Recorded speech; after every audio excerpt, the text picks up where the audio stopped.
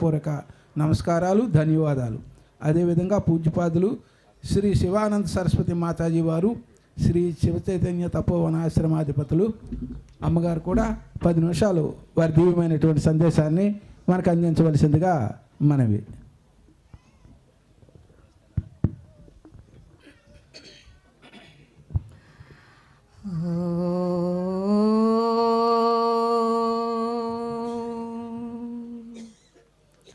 శ్రీ గురుభ్యో నమః. హరిః ఓం. సర్వచైతన్య రూపాం తాం ఆద్యాం విద్యాం చ ధీమహి బుద్ధిం యానః ప్రచోదయాత్.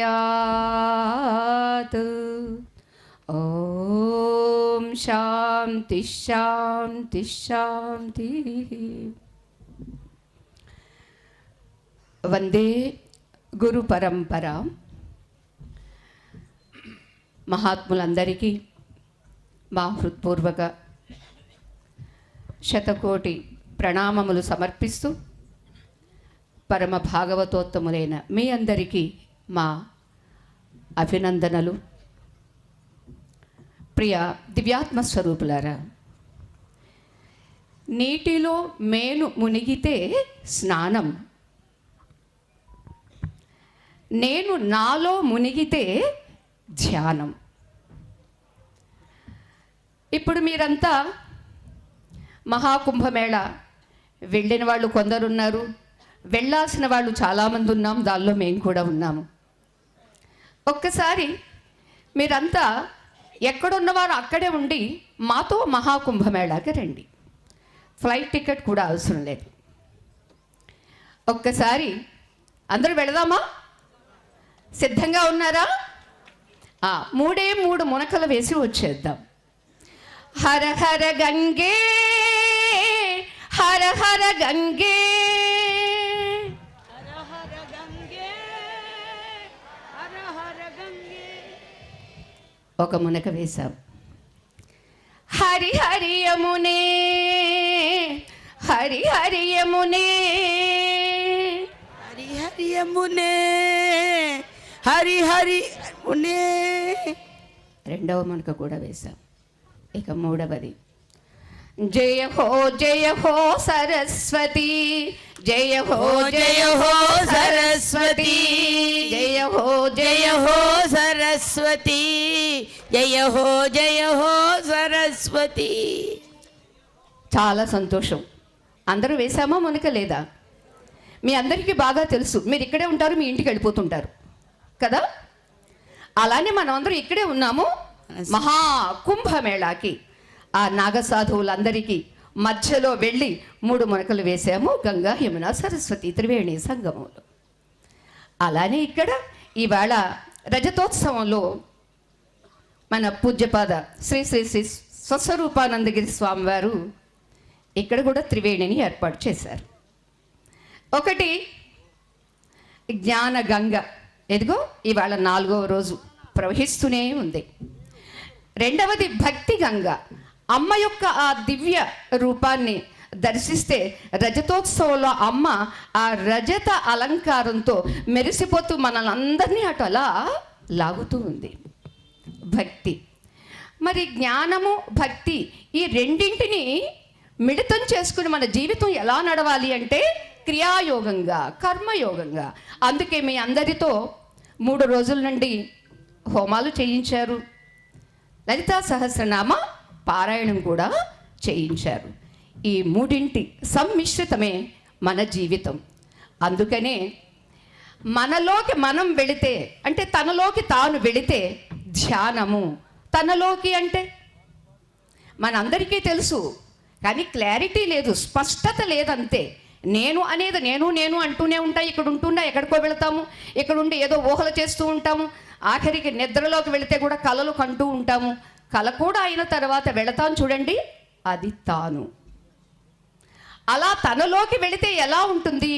అహం నిర్వికల్పో నిరాకార రూప విభూత్వాచ సర్వత్ర సర్వేంద్రియాణం న చాసంగతం నైవ ముక్తిన్న మేయః చిదానందరూపః శివోహం శివోహం చిదానందరూపః శివోహం శివోహం.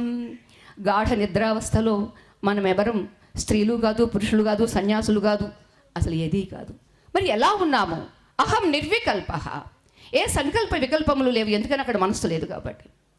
నిరాకార రూప, అక్కడ స్త్రీ పురుష అనేటటువంటి ఏ ఆకారము లేదు.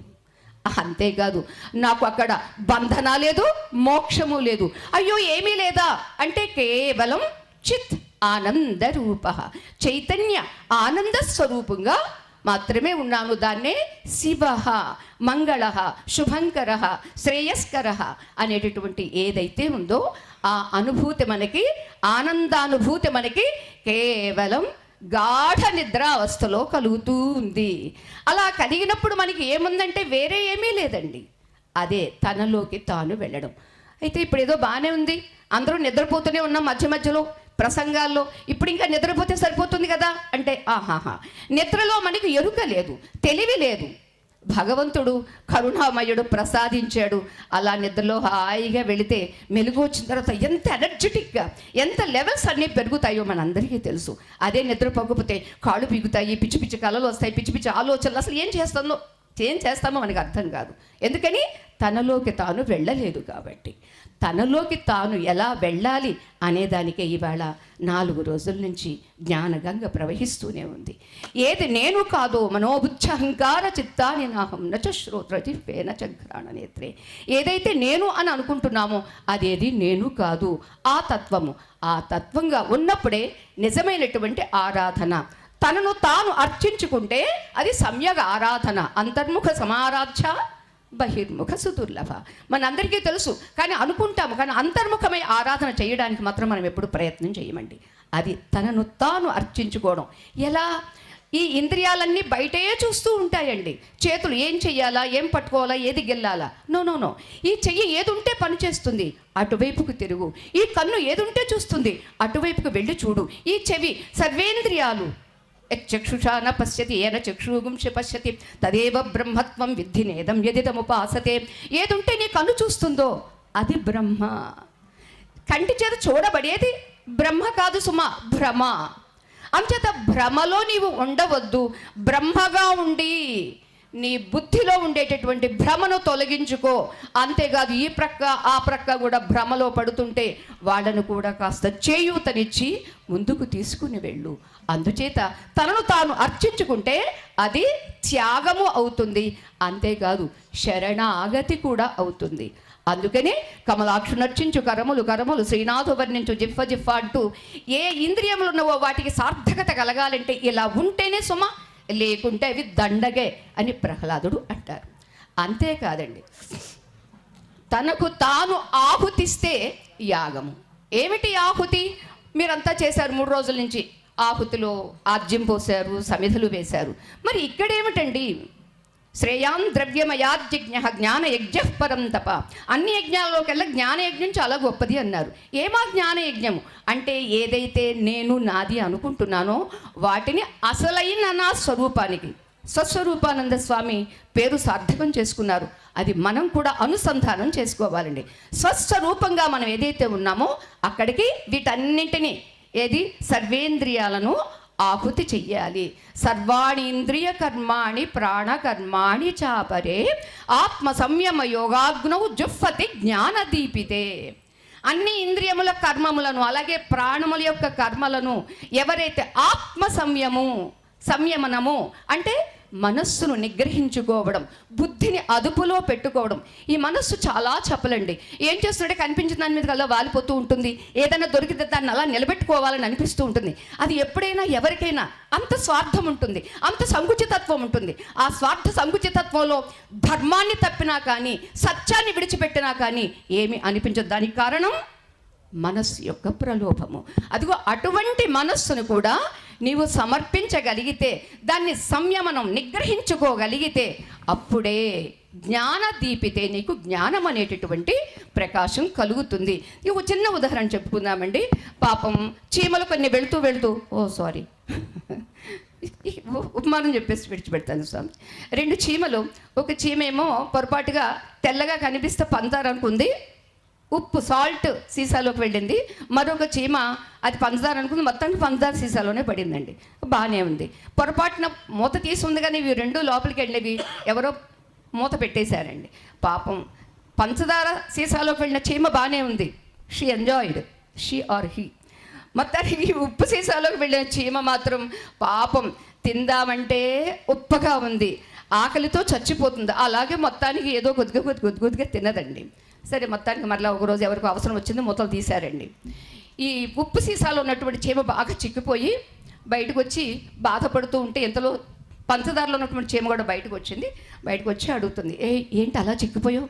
అయ్యో ఏమయ్యింది నీకు అంటే, ఏం చేస్తాను, నా కర్మగాలి ఉప్పు సీసాలో పడ్డాను, ఉప్పది నేను పంచదార అనుకున్నాను. అయ్యో అలా నా వద్దు, నువ్వు బాధపడొద్దు రా అని తీసుకుని వెళ్ళి దాన్ని కూడా తీసుకుని వెళ్ళి పంచదార తినిపించిందండి. పంచదార తింటూ ఉన్నప్పటికీ కూడా దీనికి అసలు ఆ మాధుర్యం ఏమిటో తెలియట్లేదు.